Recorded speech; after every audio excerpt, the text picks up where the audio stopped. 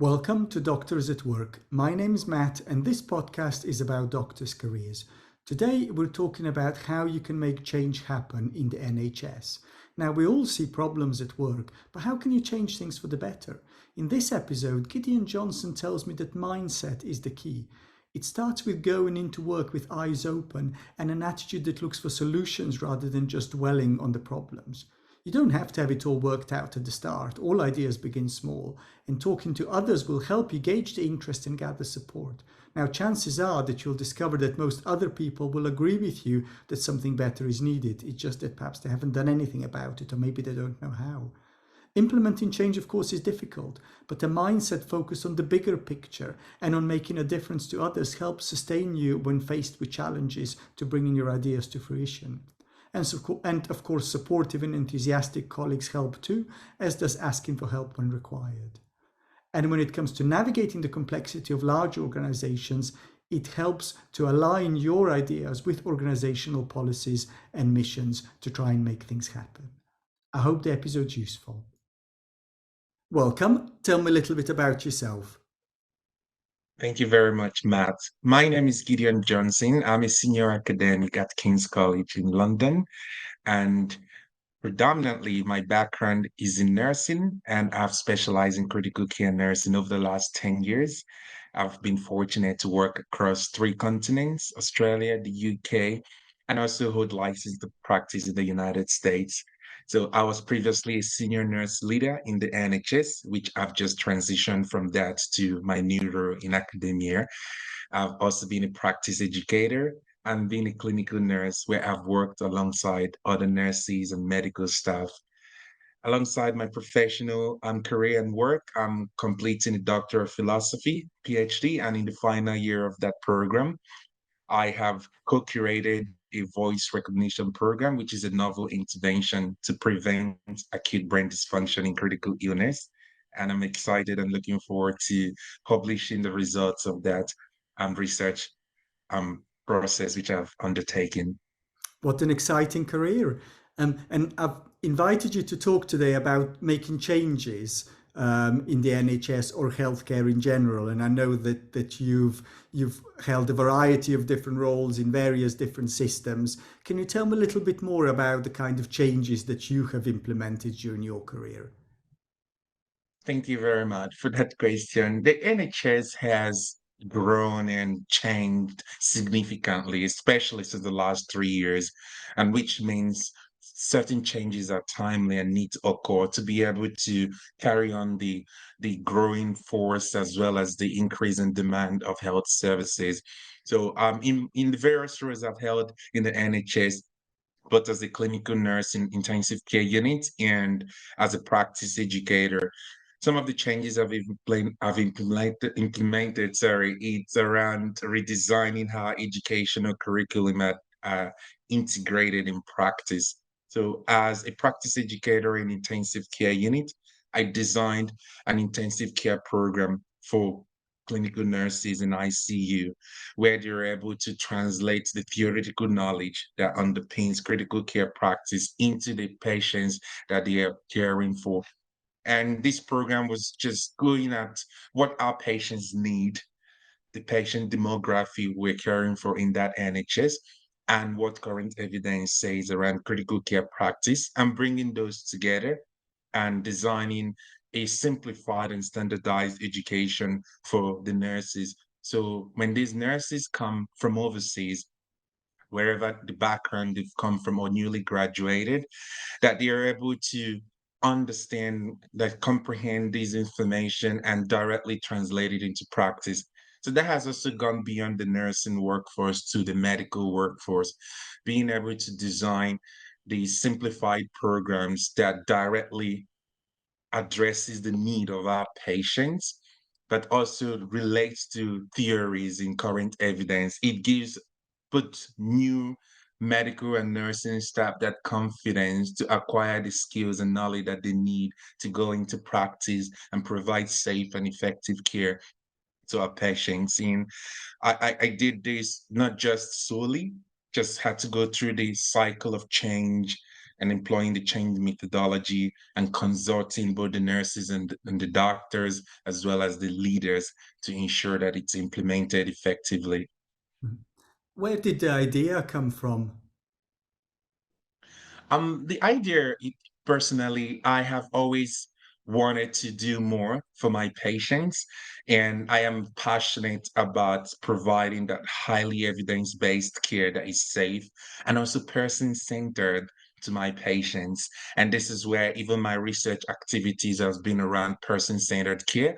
And I continue to challenge myself and also benchmark, look at what is being done out there, and the privilege of practicing across more than one country did help me come up with these insights. So I picked things that are done in different ICUs that I've worked and then looked inwards to what's the demography of the ICU where I was currently needed. And that's where the idea came to design a program that is centered to the population that we're caring for. Mhm. And I did have methods to evaluate the effectiveness, and that came from both feedback from the patients and feedback from the clinical staff who were Mhm. undertaking the program. So it's something that you go into work, you have your eyes open, you're linking one context to the next, you link in theory and practice, you're looking for problems and then trying to come up with a solution. So it's that it's going into the workplace aware, what are we here for, what are we doing, and then thinking how can we do things better. So that that's a mindset, isn't it? There's a mindset which is how Yes. can we do this better? Absolutely, I agree. Is that mindset. Personally, nursing and medicine, for me, it's not just a job. It's always been about being a highly influential leader Yeah. who impacts on services and brings change that are productive, that are effective. So that's the mindset I go into. I know that we are dealing with problem. People are coming being really unwell. People are coming needing something, and I could just take those problems and catastrophize them and make them problem, or I could also just transform those experiences and make them positive. So that's the mindset I go in. That's why no matter how big a problem is, I certain think of the solution. I'm that solution driven, and the solution doesn't have to be imminent. It could be a long-term solution, but I already come with that approach to turn these around. And that's where I start to contextualize those problems into possible solution. And in turn, I then bring the pieces together and often curate a solution for those problems. So one of the things that I often hear from doctors early on in their career is that they'll say, "I want to do a project, but I don't know what to do." They come to me, for project ideas, and I'm thinking, well, what project ideas do you have? And people struggle. They want to do something, but they struggle to think of ideas. So what tips would you give to somebody who's thinking, "I want to do something, but I have no ideas"? Thank you. This is really interesting question. I think once you have an idea and you're really passionate about that idea, don't hold it within yourself. Just say it. In certain contexts, we worry, oh, if I really want to, maybe I want this idea to be big, but I don't want someone else to steal the idea. Don't worry about that.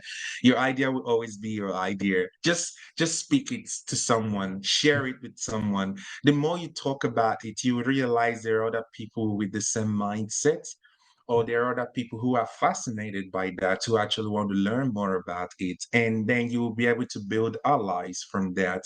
And it might not be the allies who will help you with the scientific measures of it or the funding or the communication, but at least having just people who are interested and who support that can give you that assurance that this is a valid idea to start with. And the next step will be finding an appropriate person who you can discuss that idea, the person who might take it further for you. For nursing or medical staff, it says a quality improvement idea about improving the induction experience of doctors who are starting in the unit. Then you might want to look at who is the link consultant for junior doctors or education. There's a chance that this consultant or this senior leader sort of has that idea or would like it but don't have the time to do it. So if you come up with that idea, you're actually showing them that yes, you have the time, and their role in that will be to then link you to the right resources for funding or give you time off your clinical work to be able to work on that.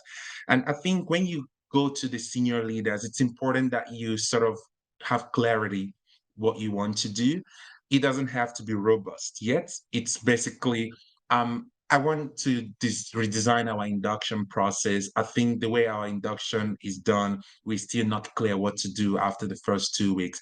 So I sort of want to curate like a checklist of what to do. I think it would take about 1 month to do that. I might need the support of two other persons to do it. And I might need just three days off clinical work to be able to do it. So it makes it a bit more constructive for the person who is going to take that further, to know the amount of resources you're asking. And they will take that information and they may give it to you. And if they can't, they might now streamline it or make other recommendations for you to help you deliver the project. Mhm. So we've got that it starts with a mindset, and the mindset is, I'm going to look for ways to fix things. There's lots of stuff that could be done better, isn't there? Everywhere, not just in the NHS. So there's a mindset that says, okay, I'm going to have my eyes open. How can I make this better? You're looking for solutions, and then sort of just there'll be a little spark that sort of says, oh, I wonder. And it's not about ignoring that spark. It doesn't have to be perfect, but sort of say, okay, let's talk to some other people. And you probably find that other people also think that that this is a problem, and then it's kind of then working collaboratively to make it happen. Yeah. So what else? Okay, so we've got somebody that's got idea. You've outlined already how one might take that idea forward. So what else would be your top tips for somebody who has an idea? How else can people make it happen? Another way, I think you can personally, there will always be constraints, and going to a senior person may not always bring your idea to reality. And that's why I also consider sort of thinking outside the box. I have to think of when when I was doing my master's, the research methodology I needed to adopt for my master's would require lots and lots of senior buy-in for that to be implemented.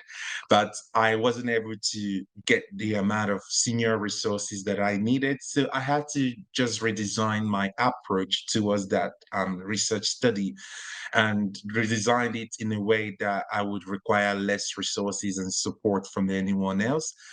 And that means when I get that result, I can then publish it to external community and then get external support and resources. And that was what then became the foundation towards my PhD.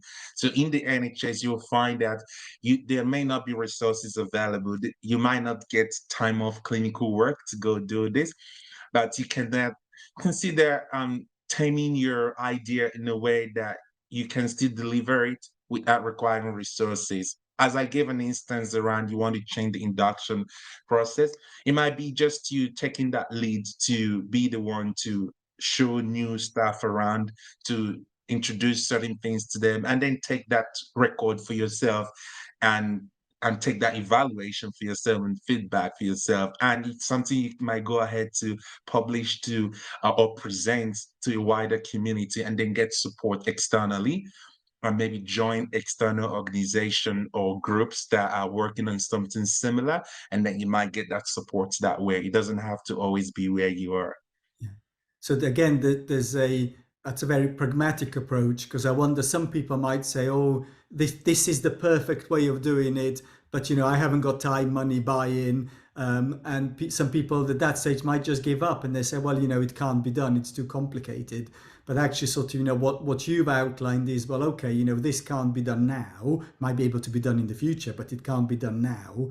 And then you've broken it into smaller chunks and say, okay, well, I can't do the whole lot now, but what can be done? So yeah, so again, kind of there's a mindset shift, which is, it doesn't have to be perfect. What's achievable, what can I make, rather than, so it's a focus on what can I do rather than what can't I do.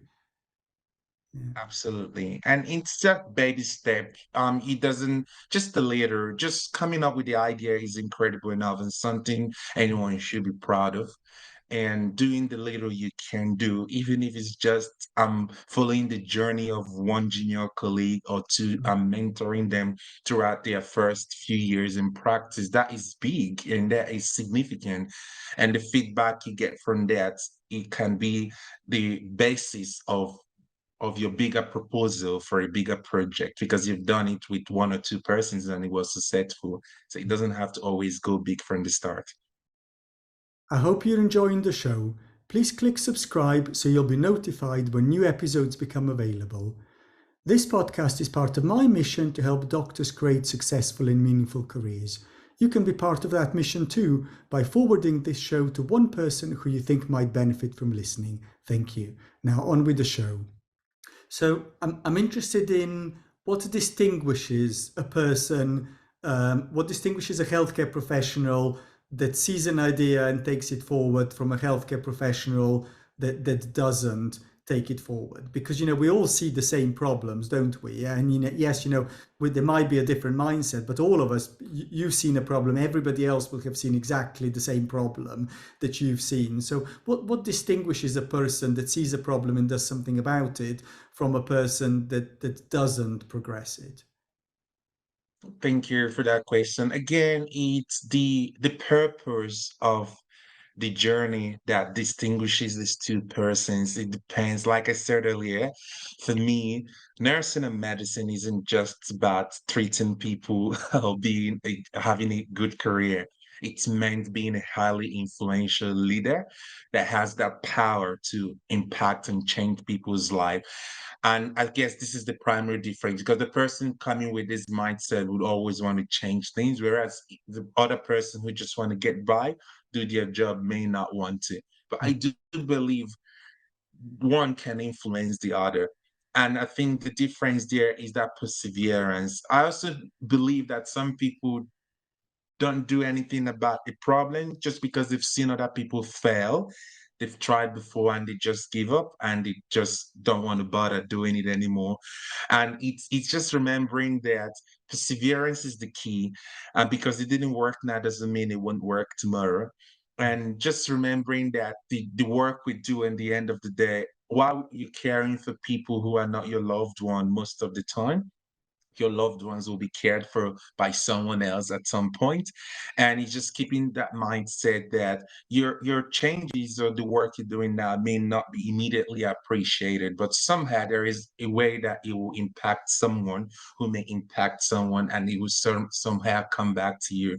So I think the difference of not wanting to do anything about it, it just comes by just shifting your perspective from the failure part, the fearful part, to more of the impact, the positivity, the ripple effect it could create positively towards you and your loved ones, and just sort of do something about it, and maybe forming ally with people who do something about the problems, and sort of help supporting them and sort of learning how to get through those those negative decisions and those knockbacks. And if you build a team together, then you'll be able to challenge and motivate each other.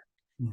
And how have you dealt with setbacks? Because I can't imagine that it all would have been perfect. So, what would be your top tips for knockbacks and failures? Multiple, I have, of course, I have dealt with multiple setbacks, and there has been times when clearly the change would not benefit me in any way, and the actual persons it would benefit then turns back and they don't like it.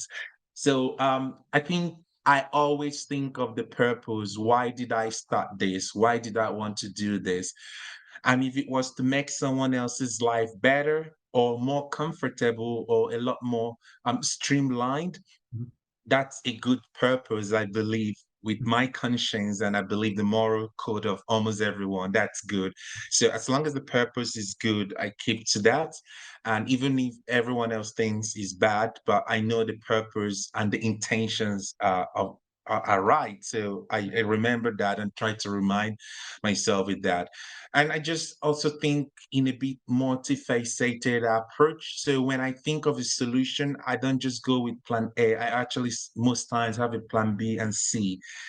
And sometimes the plan C might also be moving on to another NHS trust to implement that, which it's totally nothing wrong with that. You're still within the NHS. So there has been changes where in the place I was working, plan A failed, plan B failed, and where I really needed to make this change because I know it will really help people. So if this place didn't want it, then I would take it to the other place. And that's another way of sort of instead of letting that dream be crushed, I sort of pick myself up and go, and that's by having multiple plans. And the third was not to take anything personally. It wasn't because my idea was bad, or it wasn't because it's coming from Gideon. That's why it's not accepted. It's just more thinking about it objectively. These people were not ready to accept this change at this time. The resources were not available, or they might not be able to mitigate the circumstances that may arise from the change. And that's why it did not go through. And that then goes back to the second point I raised. Then you might consider your plan B, or you might consider taking it to another place that they may be ready to accept the change. Mhm. And what would be your top tips for influencing the people around you when it comes to change and projects? Get to know the people around you first and their needs, because that's where you will understand the root of the problem. So, I mean, people can complain, raise concerns, but in the end of the day, it's just a concern unless you understand where that it's actually coming from. So, my first tip: will get to know the people, get to know their journey and their work, who they are, if possible, also outside of their professional environment, because what they do outside of their professional environment could be what motivates them to keep their profession. And it's important to have that knowledge and information.